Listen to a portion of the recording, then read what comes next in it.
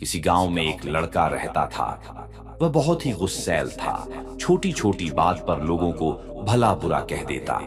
उसकी इस आदत से परेशान होकर एक दिन उसके पिता ने उसे कीलों से भरा हुआ एक थैला दिया और कहा कि अब जब भी तुम्हें गुस्सा आए तो तुम इस थैले में से एक कील निकालना और दीवार पर लगे लकड़ी के पटिये पर ठोक देना।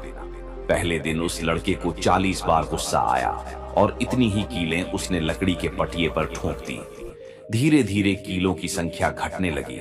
उसे लगने लगा कि कीलें ठोकने में इतनी मेहनत करने से अच्छा है कि अपने क्रोध पर काबू किया जाए, और अगले कुछ हफ्तों में उसने अपने गुस्से पर बहुत हद तक काबू करना सीख लिया। फिर एक दिन ऐसा आया कि उस लड़के ने पूरे दिन में एक बार भी गुस्सा नहीं किया। जब उसने अपने पिता को ये बात बताई तो उन्होंने फिर उसे एक काम दे दिया। उन्होंने कहा कि अब हर उस दिन जिस दिन तुम एक बार भी गुस्सा ना करो, इस लकड़ी के पटिये से एक कील निकाल देना।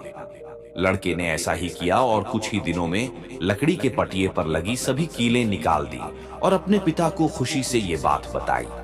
तब पिताजी उसे लकड़ी के पटिये के पास ले गए और बोले, बेटे, तुमने बहुत अच्छा काम किया है, लेकिन क्या तुम इस लकड़ी में हुए छेदों को देख पा रहे हो?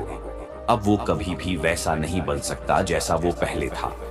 जब तुम क्रोध में कुछ कहते हो तो वो शब्द भी इसी तरह सामने वाले व्यक्ति पर गहरे घाव छोड़ जाते हैं। लड़के को अपनी गलती समझ आ चुकी थी। उसने भविष्य में फिर गुस्सा न करने का संकल्प लिया और जिन जिन लोगों का दिल दुखाया था उनसे माफी भी मांगी।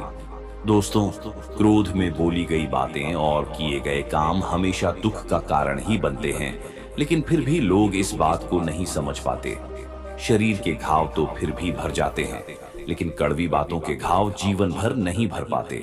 क्रोध में कभी किसी को अपशब्द नहीं बोलना चाहिए। लोग इन बातों को हमेशा याद रखते हैं। समय समय पर वो बातें सामने आती रहती हैं। दोस्तों, आपको हमारी ये कहानी अच्छी लगी तो कृपया वीडियो को लाइक करें और ऐसी ही और प्रेरणादायक कहानियों के लिए हमारे चैनल को सब्सक्राइब करना ना भूलें। धन्यवाद।